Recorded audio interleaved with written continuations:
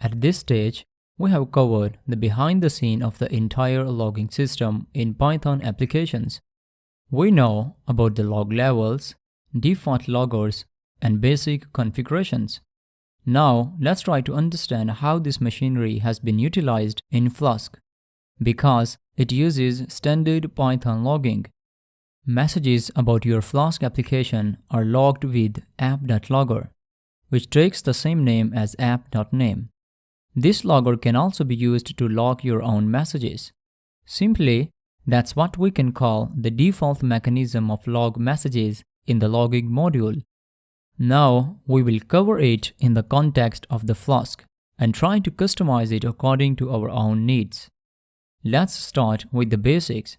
If you remember that, we can call the logging.info method to display a log message of level info. This thing can be transformed in Flask by using app.logger.info. You can see an example code here.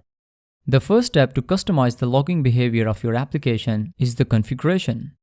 But before that, let's take a look at its default behavior. I opened my project in Python. So first, let's remove this logging import statement and also this basic config implementation. Scroll down to the main section and remove this log statement of warning. Now, let's write a simple log statement of level warning by using app.logger. So I will say app.logger.warning and pass a simple message inside that. If we run this application, you can see that log statement here. But do you notice something?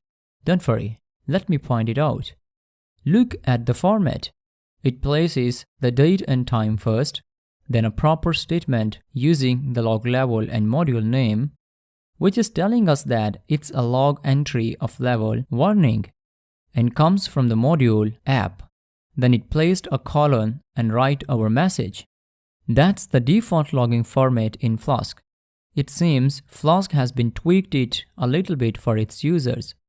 Now comes to the customized configuration for logging in the Flask. The logging module provides us two options to provide configurations besides the basic config method.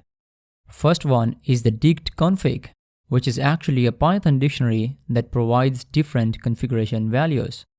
And the second one is the file config, which is a configuration file for the same purpose as the dict config. So let's write the basic configuration for a Flask application using dict config in our sample Flask application. First, I will import the dict config from logging.config.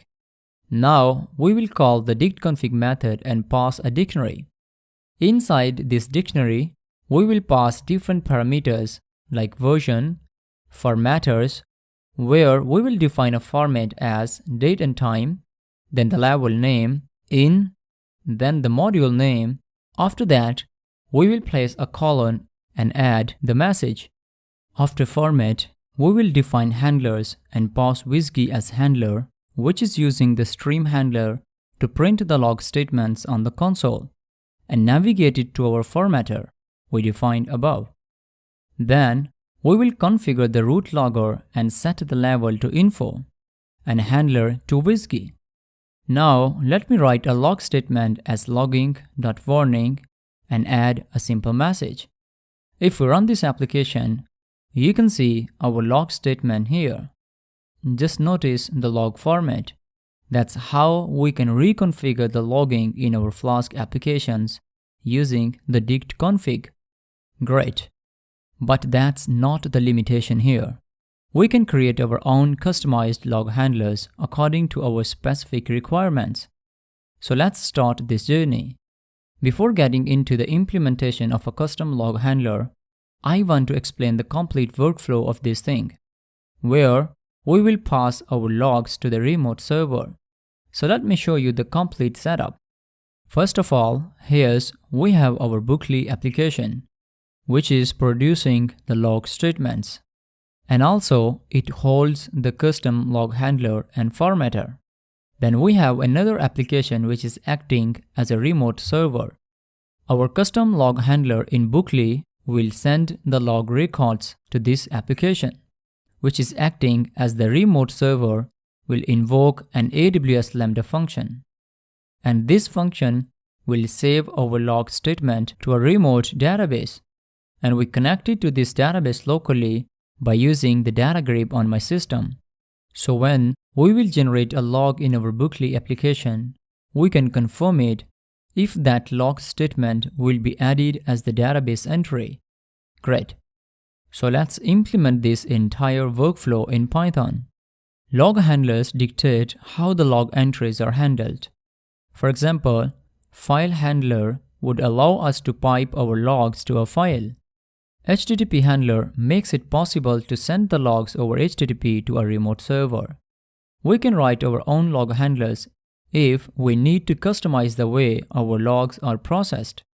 Writing a custom log handler is pretty simple. We have to subclass it from logging.handler class and must define the emit method. This method is called with each log record, so we can process it in a customized way. I will follow the same structure as we described earlier. So first, let's prepare the Bookly application for that. We are going to implement a custom log handler in Bookly. I opened my project in PyCharm. First, we will import logging and handler from logging. Then I will define a class named custom handler, and this class will inherit the handler class. Now, inside that, we have to define the emit method, which will take the request and the log record. By using the requests library, we will send a post request to the remote, which is actually another Flask application running on my system, and we will bind it to the port 8000 and the route /logs. After that, we will pass the three attributes of the log record, message, level, and the process ID as the payload. And finally, we will simply return the response.content. Great.